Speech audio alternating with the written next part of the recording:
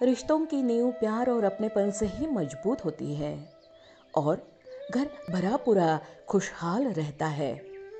पर कभी कभी जब कोई ऐसे प्यारे से रिश्ते में दरार डालने की कोशिश करता है, तब पता चलता है कि रिश्तों की डोर कितनी मजबूत है।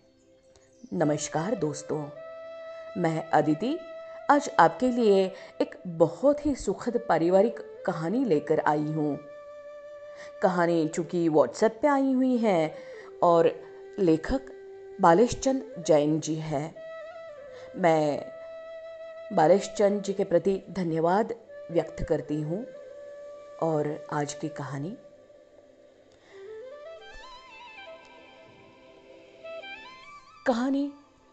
घर की नींव बहुएं। लेखक बालेश चंद जैन। मैं अदिति पालीमकर।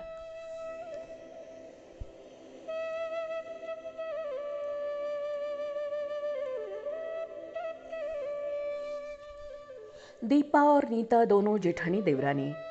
दीपा नौकरी करती थी और नीता घर संभालती थी। भरा पूरा परिवार था। सास ससुर दोनों के 2 बच्चे, कुल 10 लोगों का परिवार। कई सालों बाद दोनों की बुआ सास कुछ दिन अपने भाई के पास रहने आई। सुबह उठते ही बुआ जी ने देखा दीपा जल्दी जल्दी अपने काम निपटा रही थी। नीता ने सबका नाश्ता टिफिन बनाया, जिसे दीपा ने सबको परोसा। टिफिन पैक किया और चली गई ऑफिस। नीता ने फिर दोपहर का खाना बनाया और बैठ गई थोड़ा सास और बुआ सास के पास। बुआ जी से रहा नहीं गया, बोली, छोटी बहू, तेरी जेठानी तो अच्छा हुक्म चलाती है तुझ पर। सुबह से देख रही हूँ रसोई घर में तो तू ही लगी हुई है और वो महारानी दिखावा करके सबको नाश्ता परोस रही थी जैसे कि उसी ने बनाया हो। नीता और सास ने एक दूसरे को देखा। नीता बोली, नहीं, ऐसी कोई बात नहीं है बुआ जी। बुआ जी बोली, तू भोली है री, पर मैं सब समझती हूँ।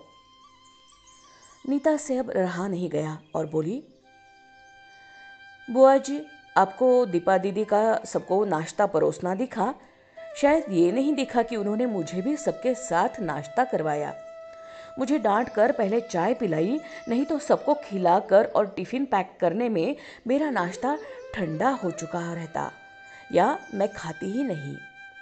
दीदी सुबह उठकर मंदिर की सफाई करके फूल सजा कर रखती हैं, तो मम्मी जी को पूजा करने में अच्छा लगता है। मैं तो नहाकर आते ही रसोई में घुस जाती हूँ। शाम को आते हुए दीदी सब्जियां भी लेकर आती हैं, क्योंकि अपने भतीजों को रात में देर हो जाती है, तब ताज़ी सब्जियां नहीं मिलती, ये उनको पता है।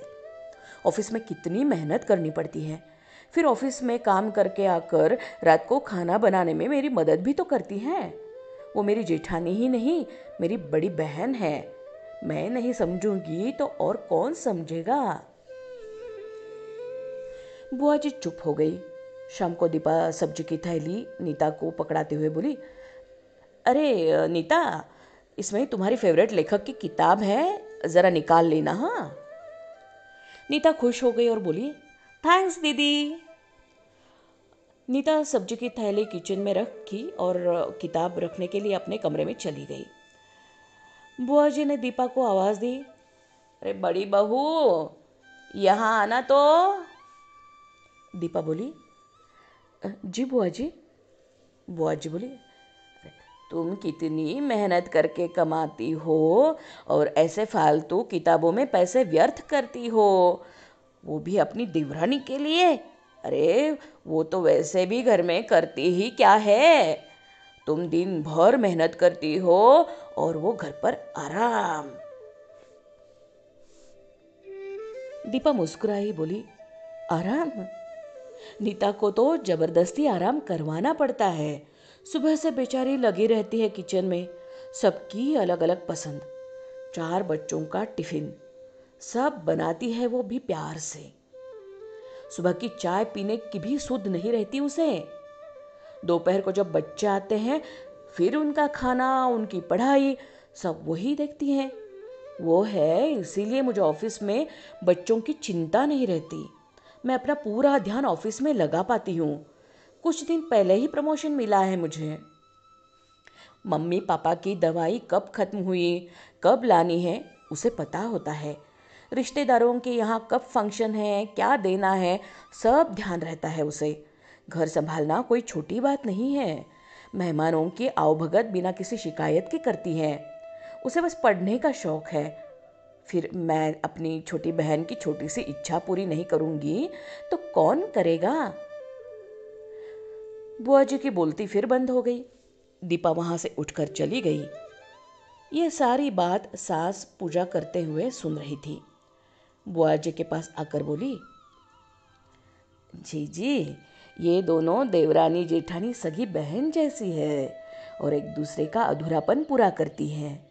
मेरे घर की मजबूत नींव है ये दोनों, जिसे हिलाना नामुमकिन है। ऐसी बातें तो कई लोगों ने दोनों को पढ़ाना चाहिए, पर मजाल है दोनों ने सामने वाले की बोलती बंद ना की हो। और सास मुस्कुरा दी। बुआ जी की बोलती अब पूरी तरह बंद है।